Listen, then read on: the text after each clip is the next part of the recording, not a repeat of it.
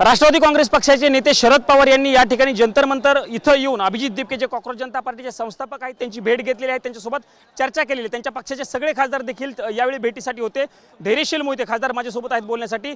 पवार साहेबांनी चर्चा केली, साधारणतः 15 ते 20 मिनिटं चर्चा झाली। बोलले ते अभिजित सोबत, नेमकं काय काय चर्चा झाली आणि पुढची भूमिका काय पक्षाची? आदरणीय शरदचंद्रजी पवार साहेबांच्या नेतृत्वाखाली आम्ही राष्ट्रवादी काँग्रेस पक्षाचे सर्व खासदार आज कॉक्रोच जनता पार्टीचे प्रमुख अभिजित दिपके यांना भेटायला आम्ही आलो होतो। काल जे दिल्ली शहरामध्ये शांततेच्या मार्गाने लोकशाही मार्गाने आंदोलन चालू होतं, त्या आंदोलनावरती लाठीचार्ज झाला। त्यात मोठ्या प्रमाणावर जखमी झाले विद्यार्थी आणि काही विद्यार्थी सिरियस आहेत असं अभिजित यांनी साहेबांना सांगितलं। या ठिकाणी आमच्या पक्षाच्या वतीनं सर्व विद्यार्थ्यांना पाठिंबा देण्यासाठी आम्ही आलो होतो।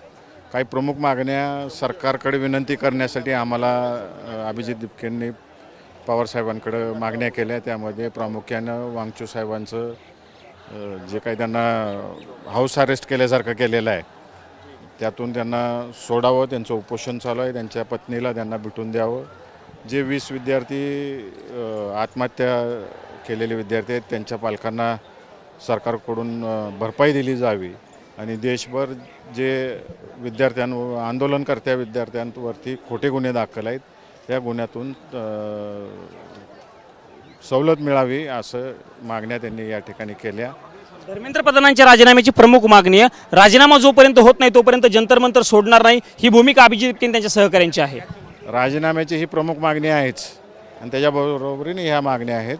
आणि पवार साहेबांनी सुद्धा या ठिकाणी सांगितलं की सरकारने चर्चेचं दार उघडलं पाहिजे, संवाद ठेवला पाहिजे, संवाद केल्याशिवाय प्रश्न मार्गी लागत नाहीत आणि त्या दृष्टिकोनातून जे काही राष्ट्रवादी काँग्रेस पक्षाकडनं सहकार्य लागेल ते आम्ही करू। मध्यस्थी करण्याचं साहेबांनी सुद्धा या ठिकाणी सरकारच्या कानावर घालण्याचं या ठिकाणी आश्वासन दिलेलं आहे आणि आम्ही सगळे संसदेत बोलण्याची संधी मिळाल्यास आम्ही त्या ठिकाणी विद्यार्थ्यांच्या बाजूने प्रश्न मांडू। शेवटचा प्रश्न विचारतो, 2 दिवसापासून तुम्ही संसद चालू देत नाही आहात, कालही संसद चालली नाही, आजही संसद चालली नाही, चर्चा हीच तुमची प्रमुख मागणी आहे। जोपर्यंत चर्चा होत नाही तोपर्यंत तुमची भूमिका विरोधी पक्षांची हीच राहणार आहे? सर्व विरोधी पक्षांची भूमिका हीच राहणार आहे। आम्ही पहिल्या दिवशी सर्व पक्षीय बैठक जेव्हा झाली त्यावेळेस प्रामुख्याने हीच मागणी केली होती की नीटवर चर्चा घ्या आणि त्याच पद्धतीनं अल निनोचं सावट आहे त्याच्यावरती चर्चा घ्या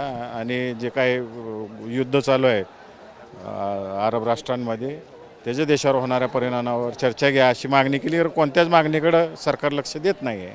निश्चितच आपण जर बघितलं हे धैर्यशील मोहिते होते, शरद पवार यांच्या राष्ट्रवादी काँग्रेस पक्षाचे खासदार, त्यांनी स्पष्ट केलेलं आहे की या मुद्द्यावरती चर्चा झाली पाहिजे, जोपर्यंत चर्चा होत नाही तोपर्यंत संसद चालू न देण्यावरती धैर्यशील मोहिते त्यांचा पक्ष ठाम असल्याचं चित्र आपल्याला बघायला मिळतंय।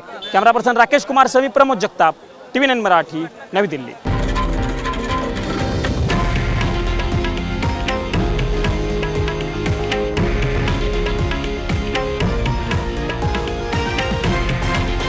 हे आहे देशातील नंबर 1 न्यूज नेटवर्क आणि आपण पाहत आहात TV9 मराठी, एकमेव।